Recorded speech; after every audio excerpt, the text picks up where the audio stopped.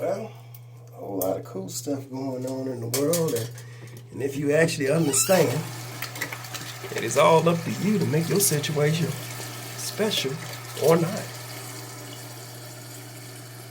Yeah, I know you got family members and friends and all this shit that goes on, different groups that you attach yourself to. They may have their own ways of doing things, and they may try to press importance about that bullshit that they deem to be exciting. But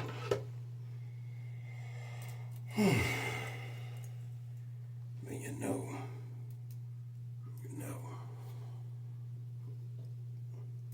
6-pointed star. You will call it the macabre Star of David. It's the symbol here. It's the same symbol that they put on the Jewish flag. It ain't got shit to do with no religion. This is not a Jewish symbol. This ain't got shit to do with them. That is a group, an organized group of people that pray and worship my family. They are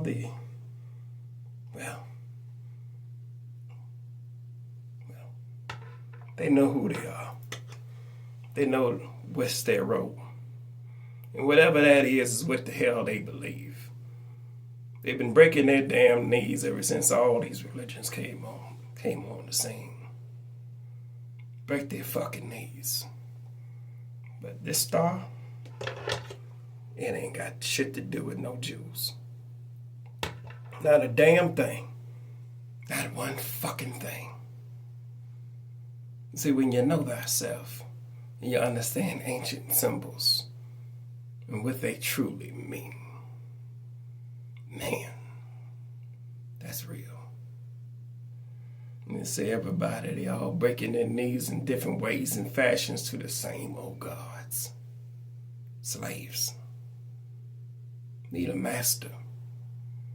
So far away from the truth, they'll never get it. They'll never fucking get it.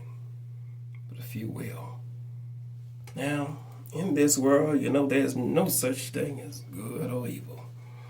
So you can imagine that somebody understood the nature of reality and tapped into all their natural human abilities. Advanced intelligence, clairvoyance, long life lived and lived again. Life manifested by the mind. Quite frankly, this whole motherfucking physical world is a part of the mind. Get it? It is what it is. Your collective consciousness, our collective consciousness, creates the world that we live in. And you can see exactly how that really works. Just a few years ago, people were in a displacement about reality. And then the truth was permitted to seep through the cracks of the illusion that you call your personal reality. Well, just like the rain that comes down and fills the cracks. It's like when the evening comes in the winter and that water freezes and expands the crack. Then it thaws in the dawn. And then the water refills the cracks. And then the evening comes and it refreezes and spreads the crack open a little more. So does the crack and the fissures of consciousness will start to gush through the minds of the innocent. Because when we are all children, we were truly in our innocence. Blind to the world, we didn't know much. But it was fun. And none of the bullshit mattered. Until we were programmed to believe that any of this shit fucking matters. None of it matters. Not one damn bit. It's a bunch of chaotic noise. Consistent chaotic noise in society. Now, some people will have their different ways and practice, and they'll tell you that you gotta be still, you gotta sit quiet, you gotta be somewhere away from the muck, you gotta give up all of society. Matter of fact, you might as well be a poor fucking monk and beg for your fucking pittance while you're trying to give your books and your pamphlets away for tips and shit. A bitch ass nigga's philosophy. No, it doesn't work like that. Being still does not work. But being still, fluid, still is stagnant. Who wants stagnation? You ever see a pond that doesn't have any water flow at all? It's just sitting there, stagnant. It starts to get a skim of muck on top, and the water is cloudy and mucky. You can hardly see the bottom. But when you look at the rivers that flow freely, of currents, deep currents underneath and above, that water is consistently circulating and moving forward. But there is that runoff again, isn't it? The pollution that seeps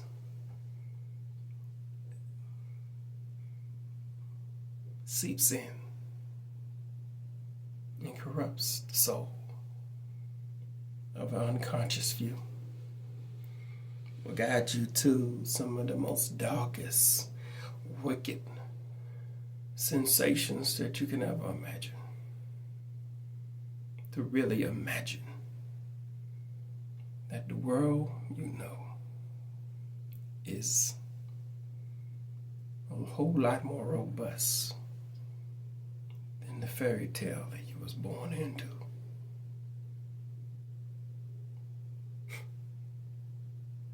Well, gee whiz, I can't even think or imagine playing that role again. The role of the unknowing soul wandering through life with my higher mind in the void.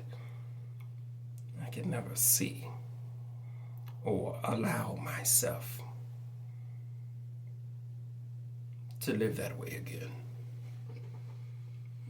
See? When you know the truth, you live by it. It's just the way it is.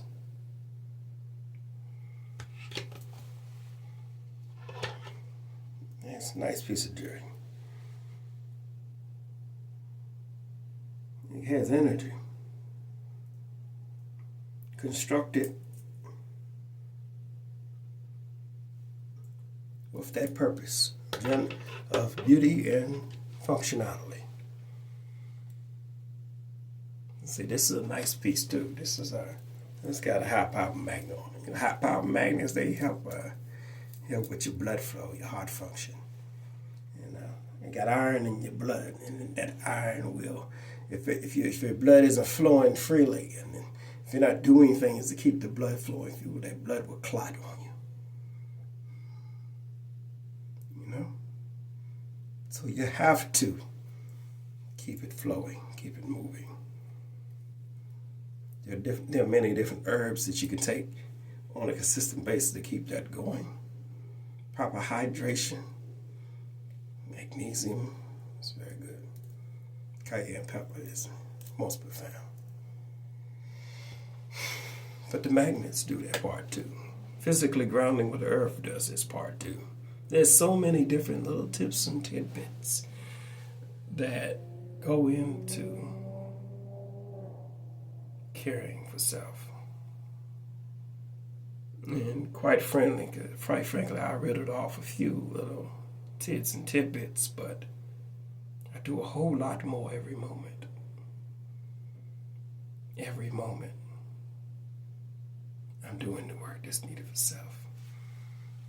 It's in my posture, Spine properly aligned up and down. My lower chakras can communicate with my upper brain, can communicate downward to the upper chakras, and then those chakras can communicate upward to my higher mind. To calculate and transfer energy within. I have trust within. You have to trust yourself. You have to know thyself. For in it is the work. And if you don't take time to get to know you and how your body works, how are you ever going to know the truth about the world if you don't look within first? I saw a family. I was hanging up some curtains today in my kitchen. Hang up a nice little red kitchen curtain up in there. And I remember the other day I saw a ladybug up on the ceiling. I didn't kill it or nothing. And actually, quite frankly, I let it sit there for about a day in the ceiling. And it just sat there still. Yeah, I actually gathered that ladybug up and sent it outside. I know he came inside for the warmth. Maybe it should have dug deeper in the ground and some warm crevice in a tree or something. But he found his way into my home, which became his home for a short while. The ladybug I speak of. Now, when I was up there hanging my curtains up at the top, I saw a nest of them ladybugs just gathered up in that corner up in the window, staying still out of the way, gathering warmth and comfort in their home. Honestly, most folks would probably just go ahead and spray them and kill them, but I don't want to hurt them ladybugs. They ain't hurting me. They ain't bothering nothing in there by themselves up there away from me. They're not bothering me. So I let them live.